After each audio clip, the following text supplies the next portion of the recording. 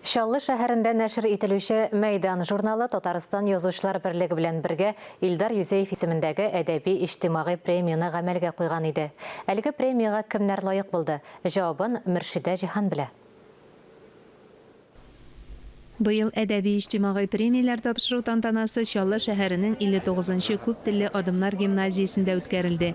Иң әүвәл кунаклар яңа уку елында гына ачылган заманча белем йортының өстенлекле юнәлешләре белән танышты.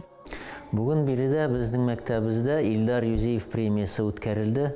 Bütün лауреатларны котлыйбыз. Шушындай матур бәйрәмнәр безнең мәктәбебездә гелдә үткәрелеп тора.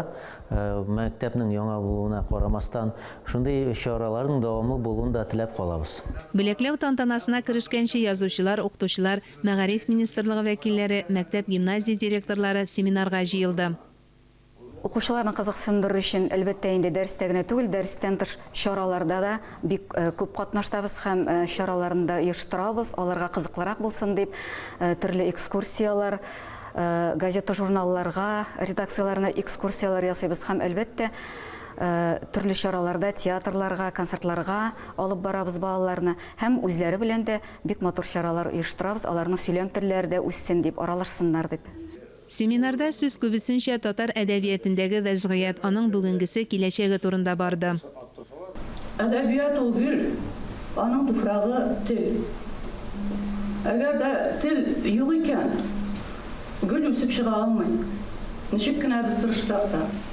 Без әлбәттә тырышабыз. Туган тел әдәбиятка балаларны, яшьләрне җәлеп итү максатыннан гимназияләрдә, китапханәләрдә заманча җиһазландырыла. Илдар Юзеев премиясын тапшыру тантаналарында һәр вакыт күчмә китапханә күргәзмәсе эшли. Менә бу адымнар мәктәбендә без юкка гына түгел. Без бик Шаллы шәһәренең китап укучылары без бик тә шатбыз. Илдар Юзеев премиясы нәкъ менә безнең шәһәрдә бирелүенә. Без менә инде ничә еллар дәвамында шушы премияның бирүнең шаһитләре булабыз.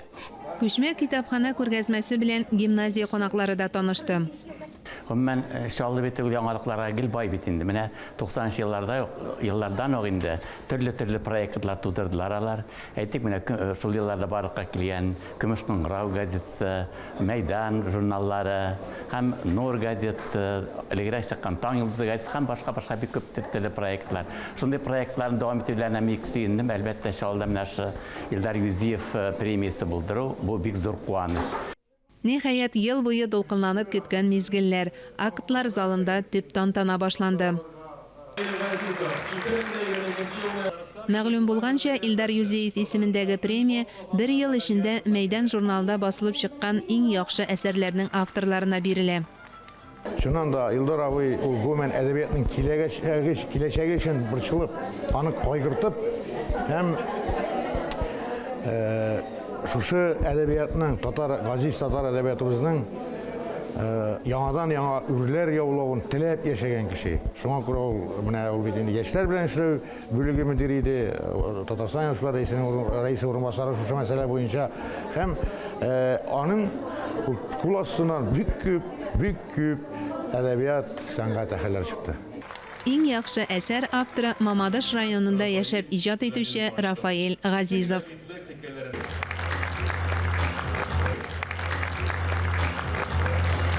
Шундый ук бүләккә Башкортстанда яшәүче шагыйрә галимә Лилия Сагыйдуллина да лаек булды. Мин чынлап та бу премияны шәхсән миңа бирелгән премия дип кенә кабул итмим.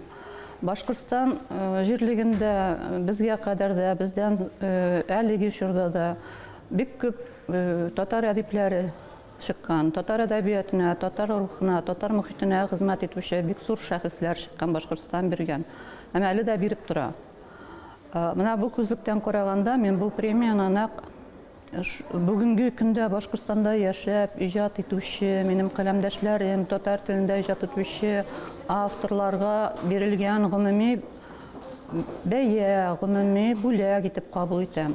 Илдар Юзеев премиясының тагын бер үзенчәлеге ул Мәйдан журналын яшәтүгә, аның абруен күтәрүгә зур көч куйган журнал редакциясе хезмәткәренә дә бирелә. Бу номинация лауреатлары озак еллар журналының мөхәррирләре булып эшләгән Факил Сафин һәм Вахид Имамов. Мин Илдар абый белән бик дус яшәдем. оралашып яшәдем. Монда бик күп кешеләргә килде ул мин чакырган саен кунакка. Һәм үзенең 70 яшьлек юбилеенда, шушында Чаллыда 800 кешелек концерт залында үткәрдек. Әлбәттә, сәхнәдә үк шаярышып утырдык. Безнең ул дуслык шаян, төреп сөйләшүләр, башкалар аны искә алып та булмый. Аннары гаҗәпләндерде Камал сәхнәсенә инде. Камал сәхнәсендә 70 яшьлек юбилеен үткәргәндә Чаллыдан Факил Софин белән мине дә чакырып чыгарды. Ул әйтү буенча инде. Һәм шунда менә минем гомеремдә, үз гомеремдәге иң матур кичәне Чаллыда үткәрделәр. Шуңа күрә вакыт белән Факилгә рәхмәт дип шаккаттырды.